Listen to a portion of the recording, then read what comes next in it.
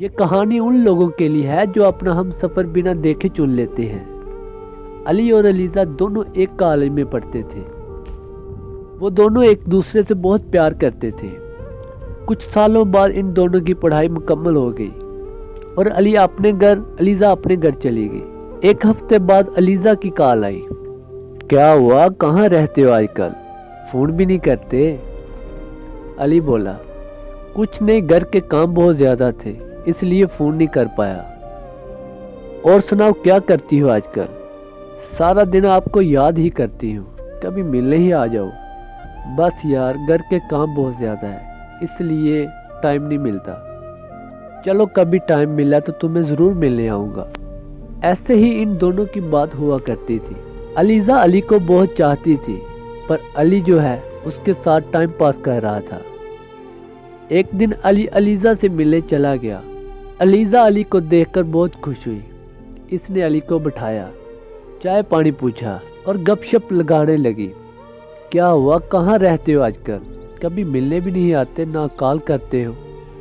کیا ہوا، کوئی مجھ سے اچھی تو نہیں مل گئی؟ نہیں، ایسی کوئی بات نہیں ہے۔ تمہیں تو پتہ ہے میں تمہارے علاوہ کسی کے بارے میں نہیں سوچتا، بس تم ہی میری جان ہو۔ علی علیزہ سے اس طرح کی باتیں کیا کرتا تھا۔ علیزہ کو اس کی باتوں سے بہت خوشی ملتی تھی، وہ جو اس سے پیار محبت کی باتیں کیا کرتا تھا۔ پھر تھوڑی دیر بعد علی، ٹھیک ہے علیزہ، میں ابھی چلتا ہوں، کافی دیر ہو گئی ہے، گھر والے میرا ویٹ کر رہے ہوں گے۔ علیزہ، علی 2 منٹ بیٹھ جاؤ نا، اتنے دنوں بعد تو آئے ہو۔ علیزہ میری جان، مجھے جانے دو، میں پھر آ جاؤں گا کسی اور دن۔ جانا ہے؟ ہاں جانا ہے، جانے دو نا۔ اوکے، وعدہ کرو تم پھر مجھے جلدی ملنے آؤ گے۔ اوکے بابا، وعدہ کرتا ہوں میں تمہیں پھر جلدی ملنے آؤں گا۔ اب میں جاؤں؟ چلو ٹھیک، جاؤ۔ علی وہاں سے گھر آ گیا۔ شام ہوئی، علیزہ نے پھر کال کر دی، حال چال پوچھا اور کہا، خیریت سے تم گھر پہنچ گئے ہو؟ علی کہنے لگا، جی میری جان، میں پہنچ گیا تھا گھر۔ انہوں نے تھوڑی دیر بات کی اور علی کہنے لگا، علیزہ مجھے ماں بلا رہی ہے، میں تمہیں تھوڑی دیر واپس دوبارہ کال کرتا ہوں۔ علیزہ کہنے لگی، چلو ٹھیک ہے۔ اس طرح علی علیزہ کو اگنور کیا کرتا تھا۔ کچھ دنوں بعد علی کی ماں علی سے کہنے لگی، بیٹا میں نے تم سے بہت ضروری بات کرنی ہے، میری بات سنو۔ علی کہنے لگا، جی ماں بتاؤ، کیا بات کرنی ہے آپ نے؟ دیکھو علی، اب مجھ سے گھر کا کام بھی نہیں ہوتا، میں سوچ رہی ہوں کہ تمہاری شادی کر دوں۔ علی کہنے لگا، ٹھیک ہے ماں، جیسے آپ کی مرضی۔ علی کی ماں نے علی کی شادی اپنے بھائی کے بیٹے سے کر دی۔ علی اپنی دلہن کو گھر لے آیا۔ 3-4 ماہ اچھے گزرے۔ ان 3-4 ماہ میں علی نے علیزہ سے ایک بار بھی بات نہیں کی۔ 3-4 ماہ کے بعد علی نے علیزہ کو کال کی، کیسی ہو؟ علیزہ نے کہا، کہاں تھے تم اتنے دن؟ تمہیں پتہ ہے میں نے کتنی بار تمہیں کال کی پر تم نے ایک بار میری کال ریسیو نہیں کی۔ کہاں تھے اتنے دن، کہاں چلے گئے تھے، بتاؤ گے کچھ مجھے؟ علی نے علیزہ کو اپنی شادی کے بارے سب کچھ بتا دیا۔ علیزہ رونے لگی اور کہنے لگی، تم نے تو شادی کے وعدے میرے ساتھ کیے تھے، اب تم کسی اور سے شادی کیسے کر سکتے ہو؟ علی نے کہا، میں مجبور تھا، میں کیا کر سکتا تھا، ماں باپ کی مرضی کے خلاف تو نہیں شادی کر سکتا تھا میں۔